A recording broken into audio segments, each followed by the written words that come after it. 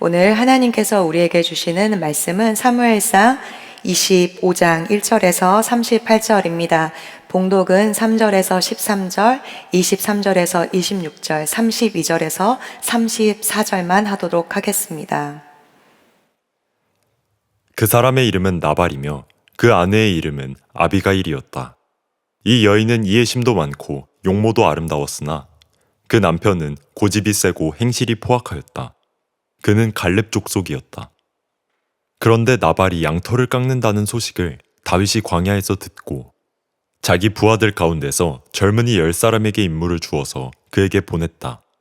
너희는 갈멜로 올라가 나발을 찾아가서 나의 이름으로 안부를 전하여라. 너희는 그에게 이렇게 나의 말을 전하여라. 만수무강을 빕니다. 어른도 평안하시고 집안이 모두 평안하시기를 빕니다. 어른의 모든 소유도 번창하기를 빕니다. 지금 일꾼들을 데리고 양털을 깎고 계시다는 소식을 들었습니다. 어른의 목자들이 우리와 함께 있었는데 우리는 그들을 괴롭힌 일도 없으며 그들이 갈멜에 있는 동안에 양 한 마리도 잃어버린 것이 없었습니다. 일꾼들에게 물어보시면 그들이 사실대로 대답할 것입니다. 그리고 우리들이 잔치를 벌이는 좋은 날에 어른을 찾아왔으니 제가 보낸 젊은이들을 너그럽게 보시고 부디 어른의 종들이나 다름이 없는 저의 부하들과 아들이나 다름이 없는 이 다윗을 생각하셔서 먹거리를 좀 들려보내 주십시오. 다윗의 젊은이들이 도착하여 다윗의 이름으로 나발에게 이 모든 말을 그대로 전하고 조용히 기다렸다. 드디어 나발이 다윗의 젊은이들에게 대답하였다. 도대체 다윗이란 자가 누구며 이새의 아들이 누구냐? 요즘은 종들이 모두 저마다 주인에게서 뛰쳐나가는 세상이 되었다. 그런데 내가 어찌 빵이나 물이나 양털 깎는 일꾼들에게 주려고 잡은 짐승의 고기를 가져다가 어디서 왔는지도 모르는 자들에게 주겠느냐? 다윗의 젊은이들이 갔던 길로 돌아서서 다윗에게로 돌아와 그 모든 말을 그대로 전하였다. 다윗이 자기의 부하들에게 명령하였다. 모두 허리에 칼을 차거라. 그들이 저마다 허리에 칼을 차니 다윗도 허리에 자기의 칼을 찼다. 400명쯤 되는 사람들이 다윗을 따라 쳐올라가고 200명은 남아서 물건을 지켰다. 아비가일이 다윗을 보고 급히 나귀에서 내려서 다윗 앞에 엎드려 얼굴을 땅에 대고 절을 하였다. 그런 다음에 아비가일이 다윗의 발 앞에 엎드려 애원하였다.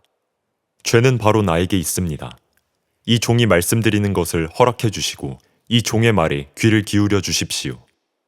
장군께서는 나의 몹쓸 남편 나발에게 조금도 마음을 쓰지 마시기 바랍니다. 그 사람은 정말 이름 그대로 못된 사람입니다. 이름도 나발인데다 하는 일도 어리석습니다. 그런데다가 장군께서 보내신 젊은이들이 왔을 때에는 내가 거기에 있지 않아서 그들을 만나지도 못하였습니다. 장군께서 사람을 죽이시거나 몸소 원수를 갚지 못하도록 막아주신 분은 주님이십니다. 주님도 살아계시고 장군께서도 살아계십니다.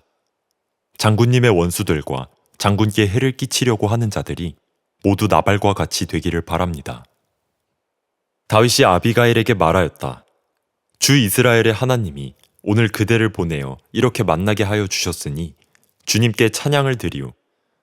내가 오늘 사람을 죽이거나 나의 손으로 직접 원수를 갚지 않도록 그대가 나를 지켜주었으니 슬기롭게 권면하여 준 그대에게도 감사하오. 하나님이 그대에게 복을 베풀어 주시기를 바라오. 그대에게 아무런 해도 입히지 못하도록 나를 막아주신 주 이스라엘의 하나님이 확실히 살아계심을 두고 분명하게 말하지만 그대가 급히 와서 이렇게 나를 맞이하지 않았더라면 나발의 집안에는 내일 아침이 밝을 때까지 남자는 하나도 살아남지 못할 뻔하였소. 아멘. 하나님의 말씀입니다. 여러분은 요즘 어떻게 살아가고 있으십니까? 내가 속한 가정이나 직장이나 학교에서 모두가 관계가 좋게 살아가면 좋겠지만 그 그룹마다 빌런이라는 사람이 한 명씩 있습니다. 나의 속을 뒤집어 놓고 저 사람만 없으면 내 삶이 좀 괜찮아질 것 같은데 라는 생각을 하고 살아가고 계시지는 않습니까? 여러분이 속한 그룹에는 빌런이 있으신가요? 아니면 다행이다. 내가 속한 그룹에는 빌런이 없구나. 이렇게 안도의 숨을 쉬고 있으십니까? 모든 그룹마다 이렇게 빌런이 있다고 하는데요. 빌런이 내 그룹에는 없다라고 생각한다면 그 그룹에서 자신이 빌런일 가능성이 높다는 것입니다. 예, 몇 명이 속이 있으신지 웃으시는데요. 이렇게 사람들이 일을 하는 것도 힘이 들지만 어떠한 관계를 유지하면서 살아가기는 참 어렵습니다. 감정이 상하기도 하고 어떠한 감정 앞에서 스스로 무너지는 모습들을 보게 됩니다.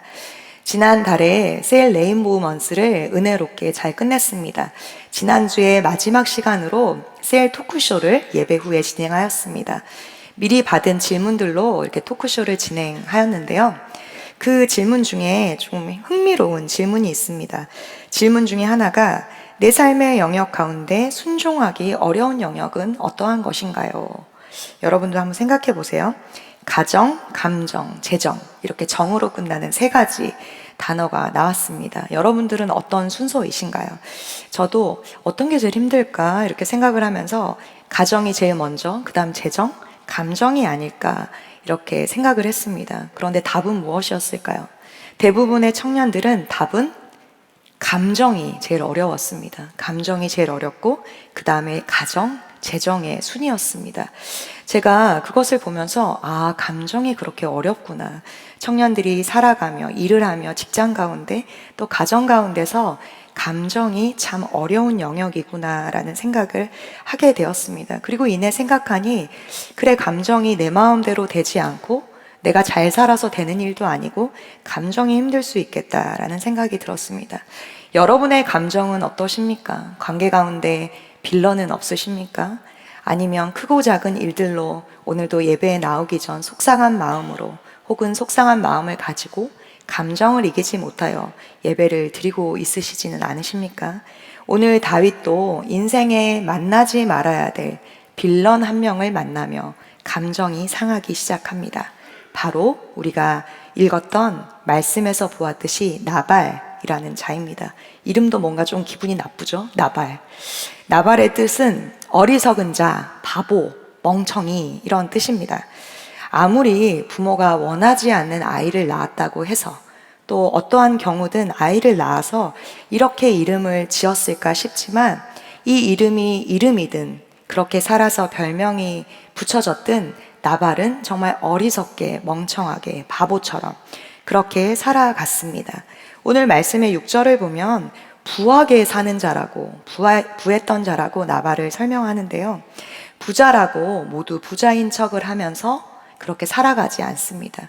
그러나 나발은 자신이 부하게 사는 것을 자랑하며 호의호식하며 그렇게 살아가고 있는 자였습니다.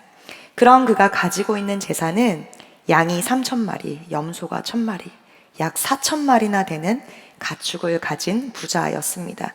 성경에서 이렇게 디테일하게 그가 가진 재산을 말하는 경우는 드뭅니다. 욥기에 보면 욥을 부유한 자라고 칭하면서 그의 재산을 이야기하는데요.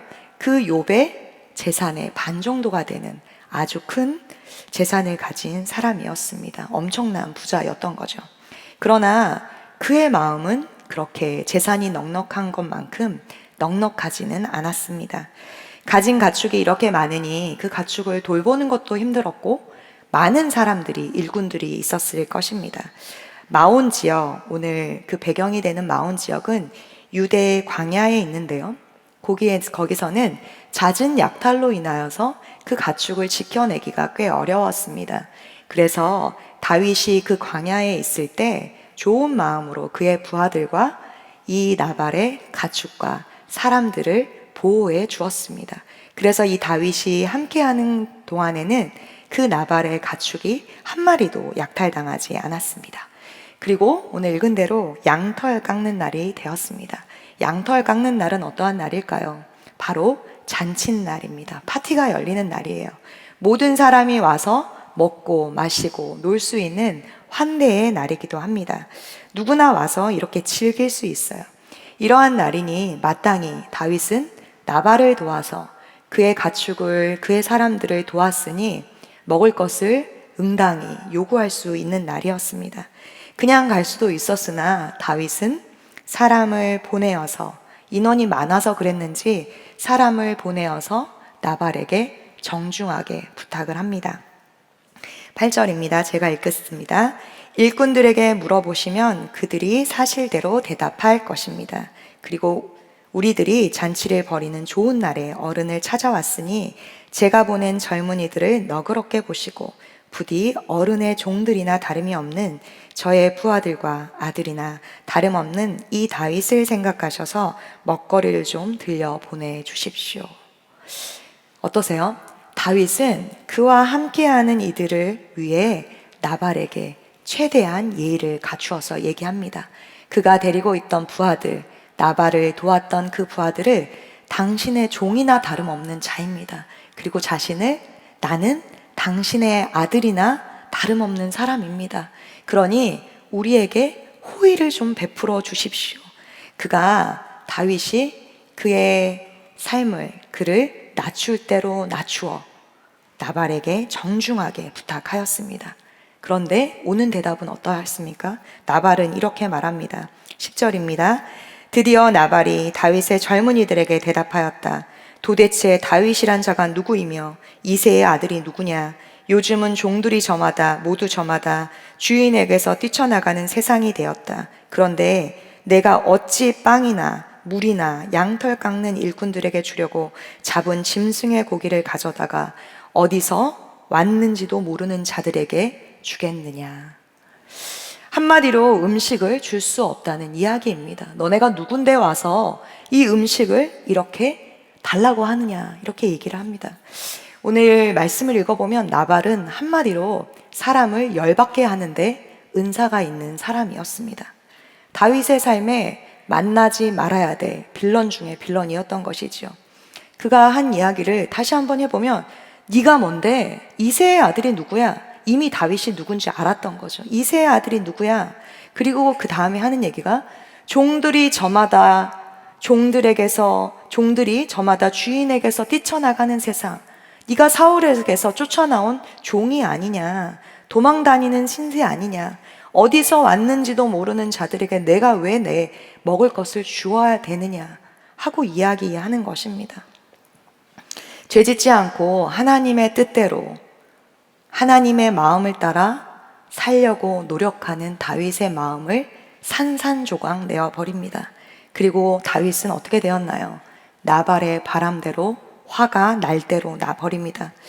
그도 그럴 것이 현재의 다윗의 상황은 오늘 읽지는 않았지만 1절에서 보면 사무엘이 죽었다라고 나와 있습니다.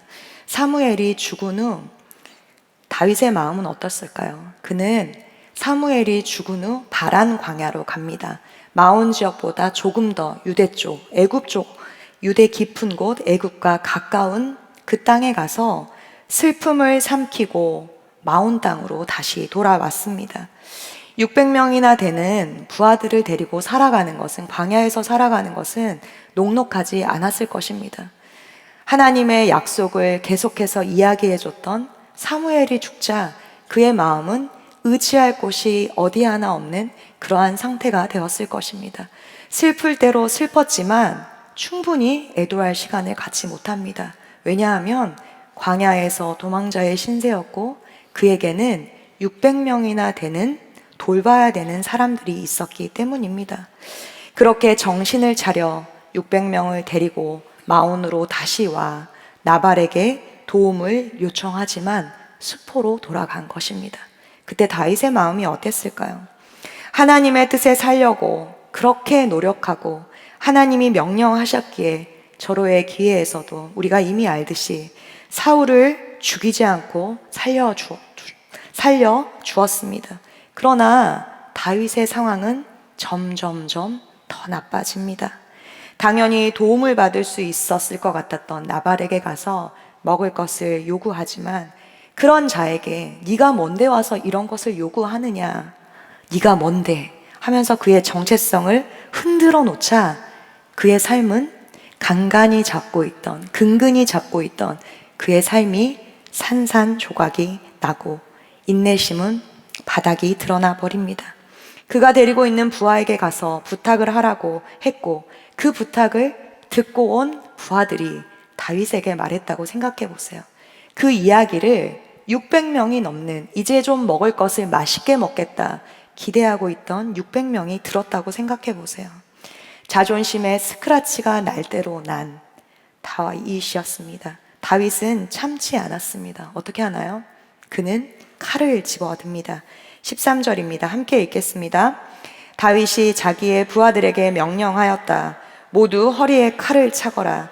그들이 저마다 허리에 칼을 차니 다윗도 허리에 자기의 칼을 찼다. 400명쯤 되는 사람들이 다윗을 따라 쳐 올라가고 200명은 남아서 물건을 지켰다. 다윗은 그의 부하들에게 칼을 차라고 이야기합니다. 전쟁은 시작됐다. 분노로 칼을 든 것입니다. 400명을 데리고 나발의 집을 향하여 달려가려고 합니다. 나발과 관련된 모든 남자를 죽이려고 올라가려는 것입니다. 분노의 끝을 향해 달려갑니다. 칼을 차라. 나발에게 평안을 빌고 겸손하게 그를 도와달라고 부탁했던 그 다윗은 이제 없습니다. 이제 칼을 들고 응대합니다. 버틸 대로 버티고 있는데 다윗의 정체성 같이 들먹이며 다윗을 무시하는 나발로 인해 그는 정체성을 잃고 이성을 잃고 만 것입니다. 당연히 대접받아야 마땅한데 대접받지 못하였을 때 하나님의 뜻대로 참을 만큼 다 참고 그렇게 살았는데 일이 자꾸만 꼬여갈 때 언제까지 나는 참아야 하는 것인가? 언제까지 이 일은 진행될 것인가? 저 빌런은 언제 사라질 것인가? 우리는 계속해서 이러한 상황에서 화가 납니다. 사방이 내 적 같고 누구 하나 도와주는 이 없이 거기다가 내가 책임져야 될 삶의 무게가 점점점 커져갈 때 나보고 어쩌라는 거냐 하면서 다 놓고 싶어집니다. 혹은 나를 화나게 하는 사람들을 향하여 혹은 나 자신을 향하여 분노하고 맙니다. 평안 대신에 평안을 잡아야 되는 건 알지만 평안 대신에 칼을 잡고 맙니다. 그리고 그 칼을 막 휘두르고 싶어집니다. 하나님의 약속이고 뭐고 다 포기하고 싶어질 때가 있다는 거예요.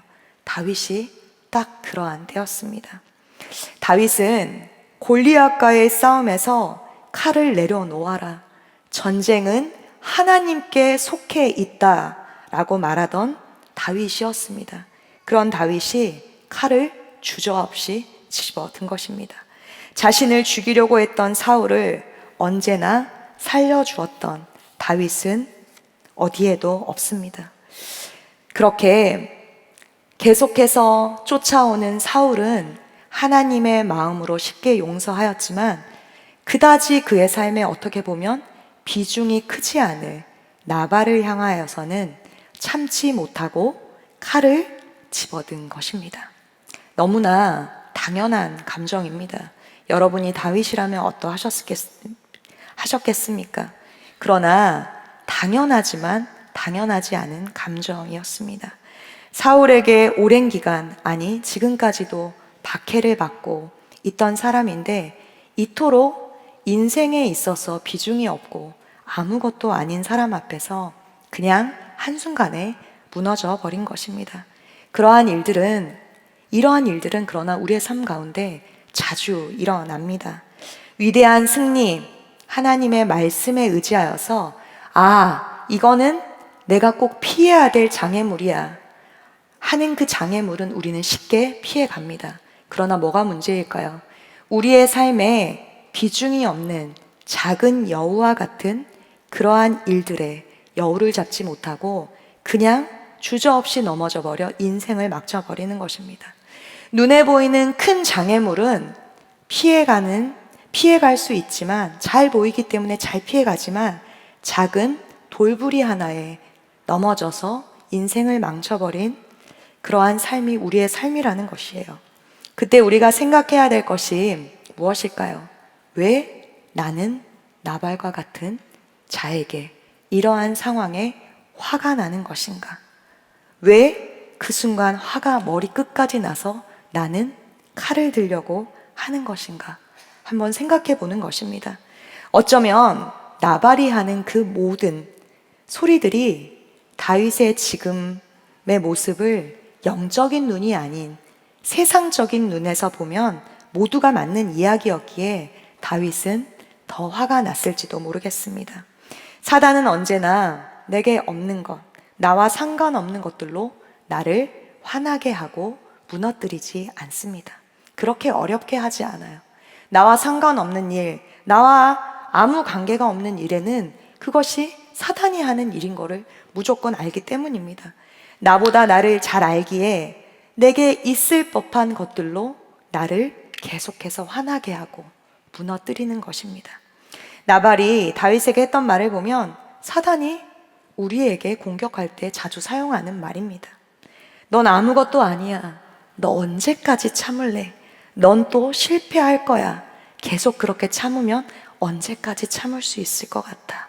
너만 참는다고 그 일이 해결될 것 같아? 등등의 말로 나의 정체성을 흔들어 놓을 대로 흔들어 버립니다. 그리고 우리는 사단의 바람대로 흔들릴 대로 흔들려 버립니다. 그러나 그 모든 것들에 예스로 반응한다면 그렇게 하여 칼을 든다는 것은 그 소리를 맞다고 허락해 버리는 것입니다.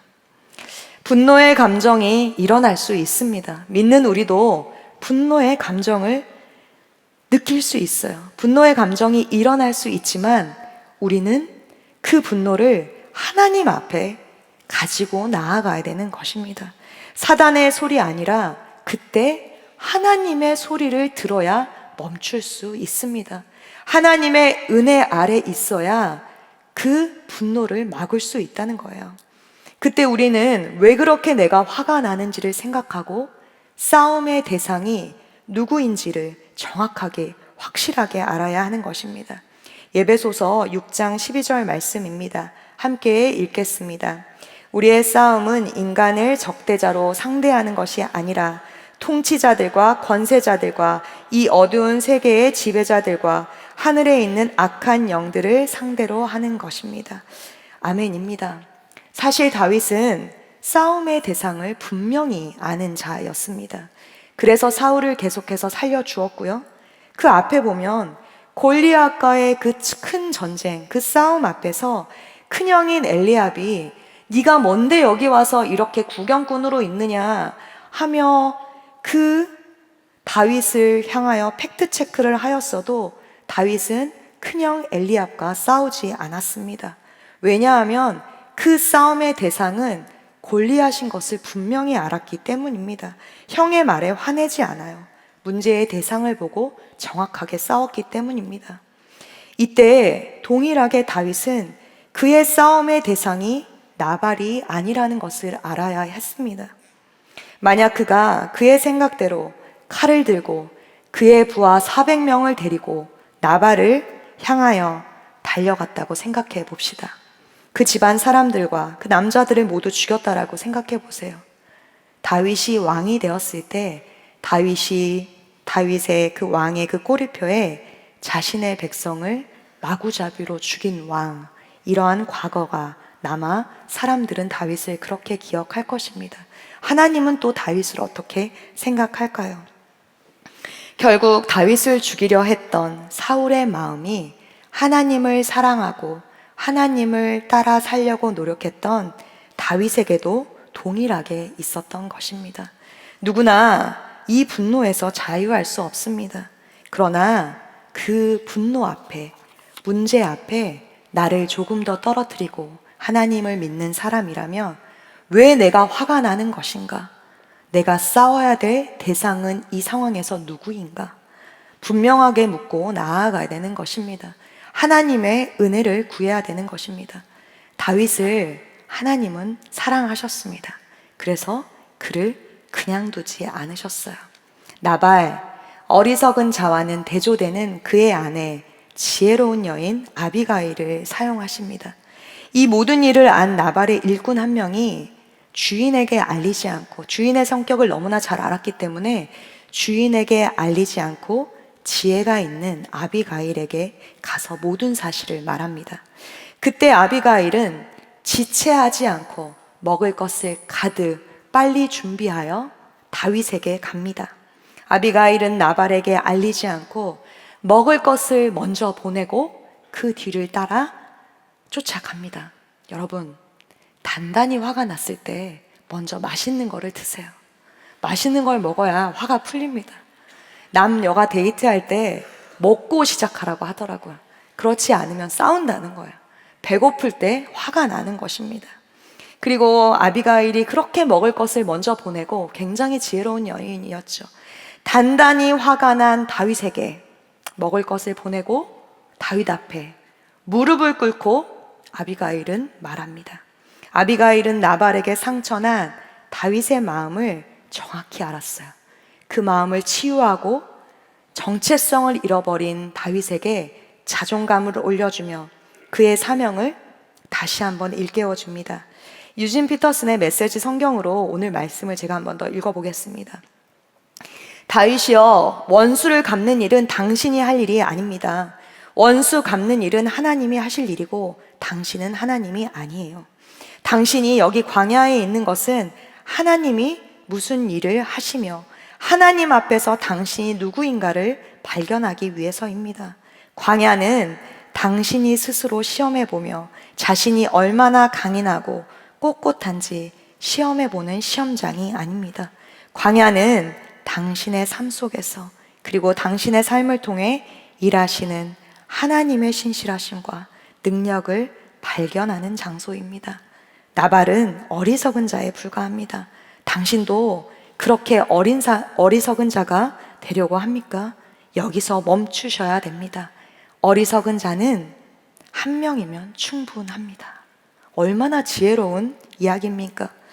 그 순간 분노에 찬 다윗 앞에서 아비가일이 이렇게 이야기를 해요.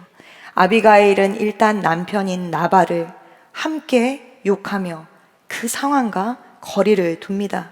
그리고 나발이 자신의 남편이나 나발은 어리석은 자라고 이야기하며 그 어리석은 자는 한 명이면 족하다.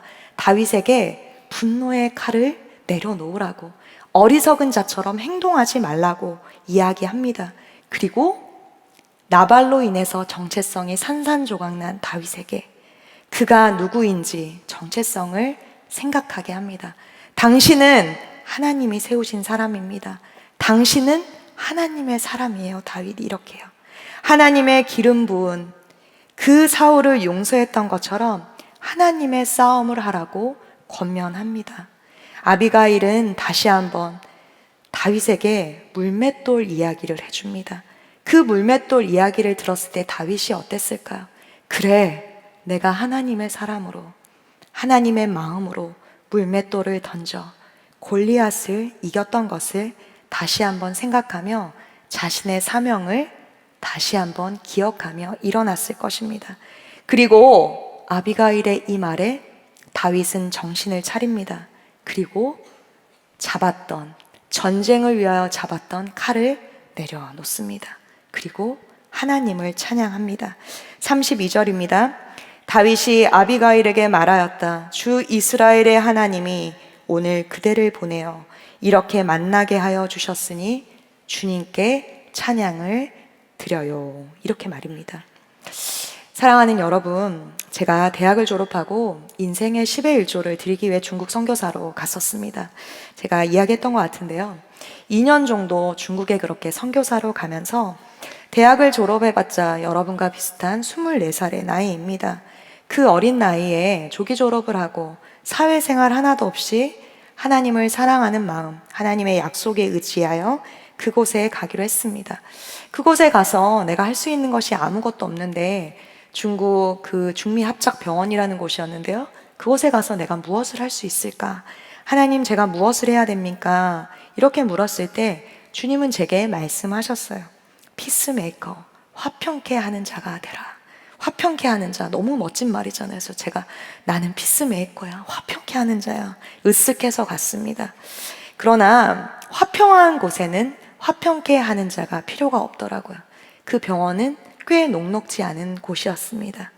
병원이라는 곳이 의사와 행정하시는 두 부류가 있는데 선교사님들인데도 의료진들은 의료진대로, 행정직들은 행정직대로 누가 먼저고 누가 병원에서 위다라는 좀 기득권 싸움이 있었습니다.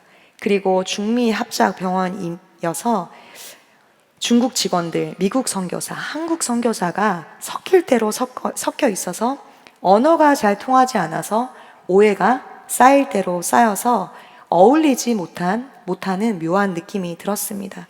연합하여 하나님의 일을 해도 부족할 판인데 관계의 싸움들이 계속해서 있었어요. 그럴 때마다 저는 내가 이래서 화평케 하는 자, 피스메이커구나. 하나님께서 왜 오기 전에 화평케 하는 자라고 하셨는지 알겠더라고요. 매일매일 기도했어요. 하나님의 약속에 의지하여 기도하며 하나님의 일을 하려고 하였습니다. 그런데 문제는 그것이었습니다. 중국어와 한국어가, 제가 이제 중국어 전공을 했기 때문에 중국어와 한국어, 그리고 영어도 조금 되는 이러한 3개 국어가 통하는 사람이 오니까, 그리고 열심히 하려고 뭔가를 움직이다 보니까 그 현지에서 고용한 중국 동포분이 저를 이간질하기 시작했습니다. 본인의 기득권이 없어진 것이지요. 모함을 하지 않고 하지 않은 이야기들을 하고 다니며 시간이 지날수록 헛소문이 퍼져서 저는 점점 더 이상한 사람이 되었습니다. 주님이 말씀하신 피스메이커가 아니라 빌런 중에 빌런, 그 소문으로만 하면 트러블 메이커가 되어가고 있었습니다. 이게 뭔가 하는 그러한 생각에 24살 때였어요. 짐을 싸서 한국으로 돌아오고 싶었습니다. 그리고 그렇게 모함하고 아닌 이야기들을 하는 그 중국 동포와도 싸우고 싶고 선교사님들에게 아니라고 변명도 하고 싶었습니다. 오해가 쌓여 그 선교사님들도 저를 이상하게 쳐다보았습니다. 섭섭하고 서운한 마음이 들고 화가 나고 어느 날은 분노하기도 했습니다. 그런데 하나님께 기도할 때마다 하나님이 제게 이런 마음을 주시는 거예요. 아무 해명도 하지 말고 너는 너의 일을 하라. 제가 해야 될 일은 무엇입니까? 화평케 하는 일. 화평케 하는 자가 가서 싸우면 안 되잖아요. 약속한 훈련의 시간을 하나님이 마치라는 것입니다. 네가 거기에 가서 싸우는 자가 아니라고. 기도하면 기도할수록 그 상황은 점점 더 나빠졌습니다. 그런데 하나님이 그 중국 동포를 축복하라는 마음까지 주셨습니다. 제 안에 주님 저한테 왜 이러세요? 저는 그렇게 넉넉하고 사랑이 많은 사람이 아닙니다 라고 이야기했어요. 정말 죽을 것 같아서 아무도 보지 않은 옷장에 들어가서 엉엉 울면서 기도하기도 하였습니다. 그때 한국에 계신 어떤 분이 제 기도 카드를 보고 모르는 분인데 메일을 보내셨어요. 그 메일에 이렇게 써 있었습니다. 사랑하는 선교사님, 우리의 싸움은 혈과 육에 대한 싸움이 아닙니다. 잘하고 계십니다. 광야에 있는 것 같은 그때, 아무도 없는 그때, 앞뒤 좌우 아무것도 보이지 않을 때는 하늘만 보시면 됩니다. 우리 주님이 선교사님을 응원하십니다. 언젠가 웃을 날이 옵니다. 그래서 제가 아멘 했습니다. 나의 정체성이 분내어 싸우는 자 아니라 주님이 말씀하신 피스메이커, 이대로 포기하고 짐 싸서 한국에 가면 안 되지 하는 마음으로 그 중국 동포분도 축복하고 계속해서 피스메이커의 역할을 하였습니다. 그러한 시간이 6개월이라는 시간이 지났어요. 6개월 굉장히 긴 시간이죠. 그런데 끝나지 않을 것 같은 어떠한 일들이 그 중국 동포분의 어떠한 실수로 인해서, 자신의 실수로 인해서 그 모든 오해들이 어떠한 사건으로 극적으로 풀리게 됐습니다. 그리고 대표님이 저에게 미안하다고 이야기하시면서 6개월 동안 너무 또 일도 많이 하고 수고했으니 15일 동안 여행을 갔다 오라고 휴가를 주셨어요. 이제 끝났다 하는 순간 짐을 싸고 룰루랄로아 이제 중국 티벳과 여러 소수민족을 여행하면 되겠다. 짐을 싸고 인사를 하고 기차에 타려고 대표님 방으로 들어가려는 순간이었습니다. 그런데 그 정말 드라마와 같이 대표님 방이 요만큼이 열려 있는 거예요. 노크를 하려다가 안에서 무슨 소리가 날려서 주춤하고 섰습니다. 어떠한 일이 있었을까요? 6개월 동안 그렇게 참고 모든 것이 끝났다라고 생각했는데 그 대표님 방에 그 중국 동포분이 있는 거예요. 근데 그 중국 동포분이 울면서 저는 너무나 억울합니다. 제가 한 거는 아무것도 없습니다. 그러면서 제가 그 중국 동포분이 이러이런 일들을 했을 거야. 소문으로만 듣던 그 이야기를 귀로 전부 들은 거예요. 그래서 제가 분이 났을까요? 분이 났을까요? 칼을 정말 집어들 뻔했습니다. 그런데 그래 참자 하는 순간 대표 선교사님이 말하는 말에 문을 열고 들어갈 뻔했어요. 아이, 왜 그래? 그냥 참아. 내가 다 알아. 이러시는 거예요. 그래서 제가 문을 열고 들어가려고 하였습니다. 순간 6개월의 모든 화를 삼킨 순간이 아무 소용 없어지는 것 같아 다윗처럼 칼을 뽑을 뻔했습니다. 그 문을 열고 정말 들어 누울 뻔했어요. 그러나 주님이 막아주셨어요. 인사하지 말고 너는 너의 여행을 가라. 내가 이 일을 해결하겠다 라고 말씀하셨어요. 그리고 계획대로 15일을 기차를 타고 중국 티벳과 여러 소수민족 여행을 다녀왔습니다. 15일이 지나고 병원으로 돌아오는 날 이 일이 과연 정말 끝났을까 하는 기대감과 불안함과 두려움과 여러 마음으로 병원에 도착했어요. 어떻게 됐을까요? 저를 모함하던 그 중국 동포분과 대표 선교사님이 계시지 않는 거예요. 어떻게 됐을까요? 두 분 다 병가를 내시고 한 분은 중국 병원에, 한 분은 자신의 나라로 미국으로 돌아가셨다는 겁니다. 제가 그 일들을 겪으면서 하나님은 정말 하나님의 일을 하시는구나 라는 생각을 하였습니다. 사랑하는 여러분, 참을 만큼 참았다. 언제까지 이런 상황은 계속돼야 되는 것인가 하는 화를 못 이겨 힘이 드시는 분이 있습니까? 너무나 분노할 상황이고 이러한데 하나님의 마음 때문에 어찌할 바를 모르는 분들이 있으세요? 분노 또한 우리에게 하나님이 주신 감정입니다. 그러나 그 분노의 감정이 나를 지배하지 않도록 해야 되는 것입니다. 우리는 육신의 사람 아니라 사명으로 오늘도 살아가는 자입니다. 하나님의 은혜로 살아가는 자예요. 그러나 사명자도 하나님의 사람도 울고 분노합니다. 그러나 어떠한 절망 속에 느끼고 생각하고 울고 분노하나 육체의 사사로운 감정이 하나님보다 더 커져서는 안 된다는 거예요. 하나님의 은혜 앞에 하나님 나를 오늘도 지배하여 주시옵소서. 은혜 아래 내가 거하게 하여 주시옵소서. 그러한 마음으로 주님 앞에 감정을 성령 안에서 제어해야 되는 것입니다. 다윗은 아비가일의 이 말을 통하여서 하나님의 그 일들을, 하나님의 약속을 기억하고 뽑았던 그 칼을 과감히 내려놓습니다. 그리고 어떻게 될까요?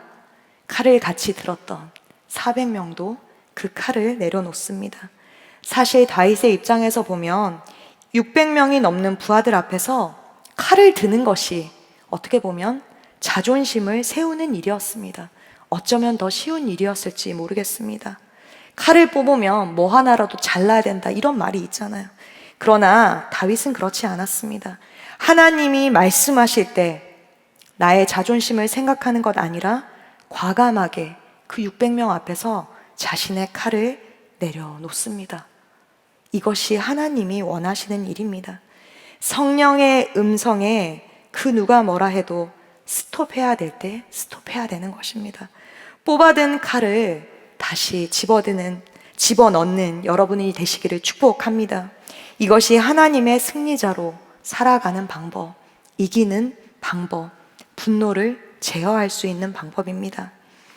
저는 오늘 마지막 말씀이 참 은혜가 되었습니다. 여러 감정들 가운데 감정, 가정, 재정 중에 감정의 영역이 순종하기 어려운 영역이라고 했던 청년들에게 오늘 말씀을 어떻게 전할까 꽤 마음이 복잡하기도 했습니다. 그런데 마지막 말씀이 꽤 제게 은혜가 되었습니다. 다윗의 분노를 그렇게 잠재우고 아비가일은 어디로 갑니까? 다시 그 분노를 유발하게 했던 나발의 곁으로 갑니다. 그의 집으로 가요. 분노의 원인 제공자, 빌런인 나발 곁으로 가는 것이에요. 어린석은 자 나발은 아무것도 모른 채 술에 취해 흥청망청 그렇게 놀다가 잠들어 있습니다. 오늘 우리가 이렇게 예배하고 다시 한번 분노를 잠재우자 하고 돌아가는 그곳이 어쩌면 내게 분노를 일으키는 나발이 있는 곳일지도 모르겠습니다. 변하지 않는 그 자리일지도 모르겠습니다. 그러나 아비가일은 그곳을 향해 가고 나발에게 화내지 않습니다. 저 같으면 그 잠자고 있는 나발을 발로 깨워서 야, 너 때문에 우리 죽을 뻔했잖아. 내가 지금 어디 갔다 오는 줄 알아? 야, 내가 모든 일을 다 처리했다. 정신이 있냐 없냐부터 해서 같이 막 화를 냈을 것 같아요. 그러나 아비가일은 어때요? 아비가일은 화내지 않았어요. 그 화를 하나님께 올려드리며 마음을 지키고 하나님 앞에 나아갑니다. 그리고 어떻게 되나요? 하나님의 때에 나발은 하나님의 방법으로 처리되는 것을 보게 됩니다. 사랑하는 여러분, 우리의 삶 속에서 여전히 감정적으로 상하는 일, 나의 정체성을 흔들어대어 칼을 뽑게 만드는 상황이 있지만 사단의 소리 아니라 하나님의 소리를 듣는 여러분 되시기를 축복합니다. 사명자는 감정에 따라 살아가지 않습니다. 문제와 거리를 두고 온전하고 완전하신 승리자, 하나님의 은혜를 구하며 살아가는 자가 사명자입니다. 은혜 아래 너는 승리자이다라고 말씀하시는 주님의 음성을 듣는 여러분 되시기를 축복합니다. 오늘 성찬을 대합니다. 이 성찬을 통하여서 하나님, 나의 모든 감정들이 십자가의 못을 박았음을 고백합니다. 나의 이 모든 감정들이 주님 안에서 해결되게 하시고 모든 상황들이 주님 안에서 다시 한번 회복되는 문제들을 하나님 앞에 올려드리며 기도하는 시간이 되었으면 좋겠습니다. 십자가 앞에 분노의 칼을 내려놓고 모든 상황들을 내려놓고 하나님의 음성을 듣는, 그리고 듣고 일어나는 저와 여러분 되시기를 축복합니다. 이 시간 그 마음으로 함께 기도하기 원합니다.